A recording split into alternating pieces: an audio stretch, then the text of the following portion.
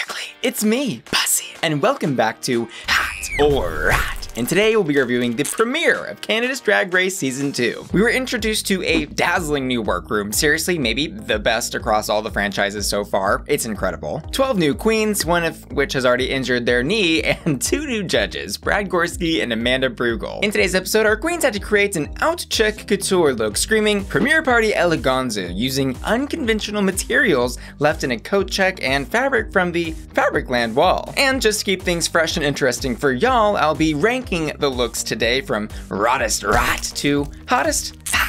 We've got a lot to break down, but before we get started, I do want to quickly let y'all know that I have officially relaunched my merch shop at bussyqueen.com. That's right, brand new merch. And for the next 2 weeks to celebrate the relaunch of my merch store, I'll be giving everyone 10% off every purchase when you use the code BussyQueen10launch. Now, let's get started. First up with my least favorite look tonight, Synthia Kiss. Synthia is serving this like little 70s disco diva darling look on the runway. It immediately gave me flashbacks to Kind's disco diva runway from the design challenge, and not good ones. And it's not that this is a terrible look. I think from the waist up, she looks gorgeous. It's just that I didn't catch a single unconventional material from the coat check closet anywhere on this look. I just felt that this was very low effort from her. Because if her plan was to just serve a fierce look with none of the coat check items, then I think the look itself needed to be 100% perfect. The pants part of the outfit were just really confusing for me. They're giving me like baggy pajama bottoms, and I'm not really sure why, but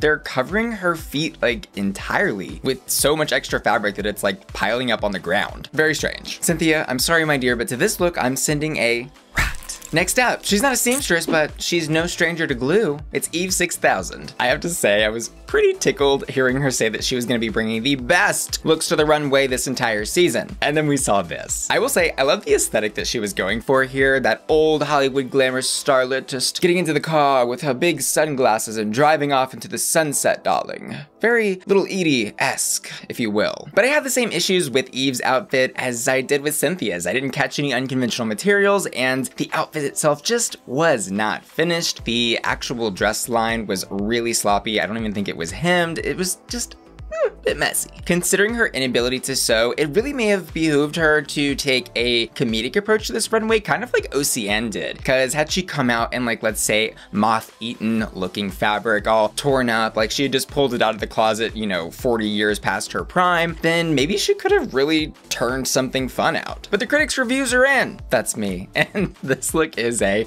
rat. I do also want to give her special praise for posting an updated version of this look on her Instagram, which looks absolutely perfect. But we're not done here. We can't quite move on from Eve without discussing the little breakdown that she had after hearing that she was safe. On first watch, I was like, oh girl, what are you doing? Like the dramatics, the theatrics of it all falling off the stage as she's like bawling her eyes out. But on second watch, I was like, oh, she's kind of really smart because every second on reality TV counts, and she knew exactly how to bring that camera focus back to her in a time where she kind of needed it. Plus, let's not pretend like we don't love drama over here on this channel.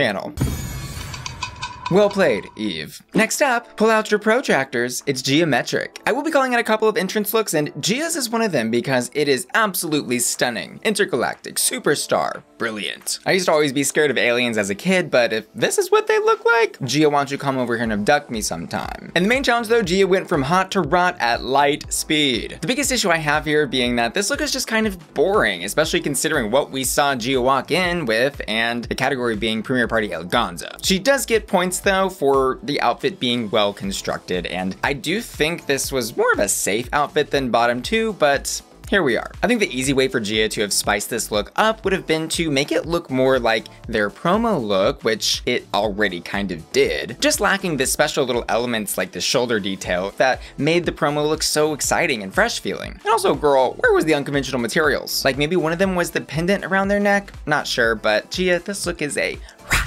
Next up, it's her party, and she can cry if she wants to. It's Oceane Aqua-Black. And I feel like half of y'all watching this will be surprised that Oceane is this high on my list, and the other half will be surprised that she's not higher. But keep listening. In the mini challenge, Oceane hurts her knee, so she decides to lean into this like girl that partied too hard, drunken mess type of look, which is not a bad idea. I think the dress that Oceane made was actually very well done. You can tell she's not a stranger to sewing, and I loved the cape detail coming off of the back. Plus, the character that she played up was undeniably fun. However, I don't like how she integrated the red solo cups throughout her outfit. It just looked messy and unfinished, which then again is kind of what she was going for, so that's kind of hard to critique, but I would love to have seen her put as much effort into the red solo cups as she did into the dress. But hey, at least she used unconventional materials in an interesting way, unlike the previous couple of queens that we've looked at so far. So for that, I think she deserves a ton of credit. Plus, Oceane is literally the life of the entire cast. Every time she was on the screen, I was laughing. Entertaining as hell. And seeing her go home this early just wouldn't feel right, so let's all say a little prayer for her knees, shall we? All that said, the Oceane temperatures may be rising, but not enough for me to call this look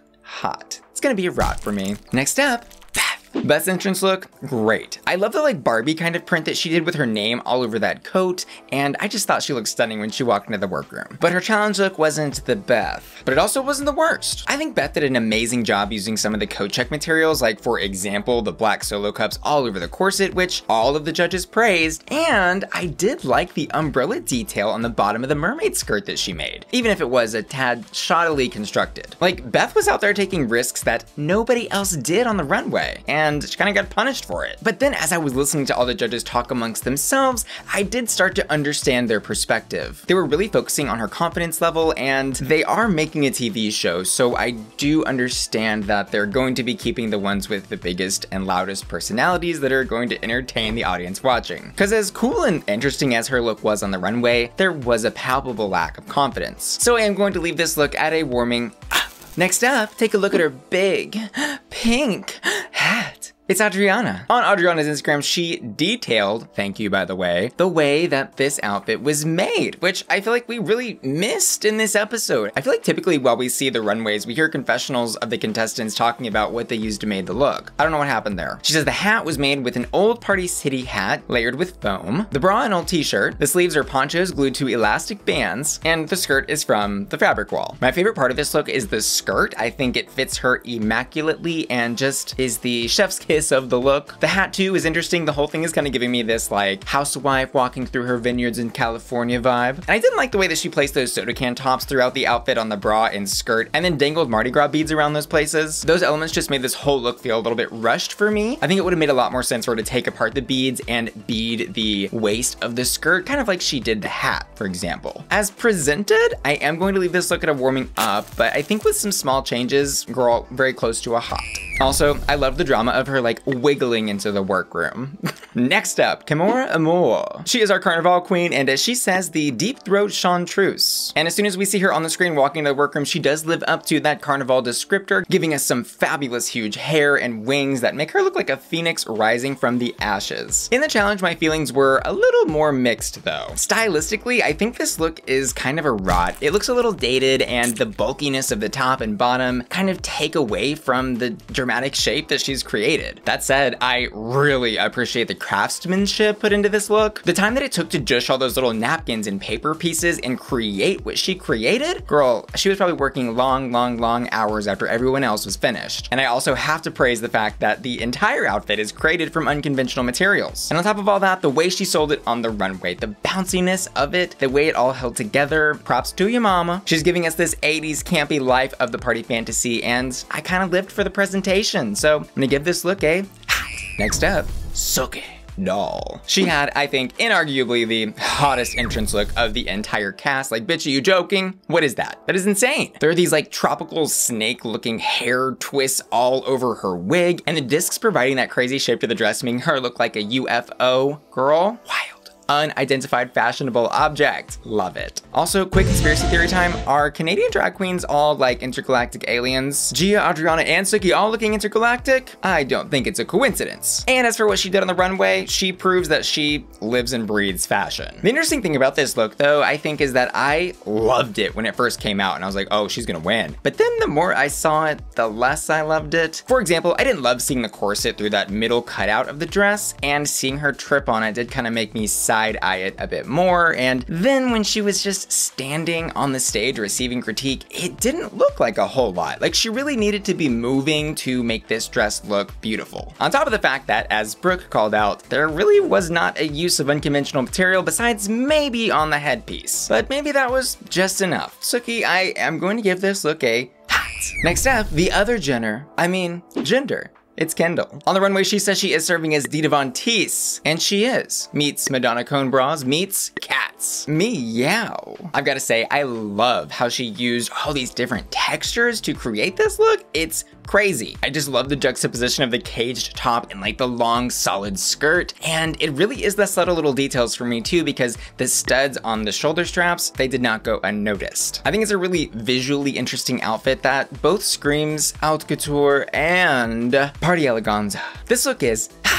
Next up, they came into the workroom ready for battle. It's Pythia. This like pink warrior armor fantasy that Pythia is serving is pink perfection. It's brilliant and very memorable. And in the main challenge, Pythia is like so totally like serving an amazing look. She's totes giving me like a Romeo and Michelle fantasy. My favorite detail of this is that you can see the underwear through the dress, which is a really smart way to give a nod to that era of fashion that Pythia was referencing. Plus, I don't imagine it was easy to rouge that dress the way that they did. I think Pythia really proving here that they have a fine-tuned handle on how to create a garment. On Instagram, Pythia does say that the sequin fabric came from the fabric wall and that the cow print accessories were in the coat check room. And while I do think the whole thing is totally fabulous and hot, it may be worth noting that Pythia did not take risks with those unconventional items like some of the other queens did. Next up, Icesis Couture, another queen with a jaw-dropping entrance look. Icesis, I think, immediately proved to everyone that they did not come to play in that look. And in the challenge, Icesis continues to live up to the couture name. When I saw this coming down the runway, bitch, I was choking, I was gagging, I was dying, living, dying again, and being resurrected. It's really, really amazing what Icesis did here. I love this because she not only managed to create something extremely visually interesting, but also on theme and heavily using the unconventional materials. The primary ones she used being tickets. But I think what shocked me most was like, how in the world did she have time to create the collar, do all of the ticket skirt detailing, and to do things also like put a pocket on the side with the tickets on the skirt? I was kind of shocked that judges even had the nerve, the gumption, and gall to suggest an improvement to this look because it was so stunning. Icesis, this look is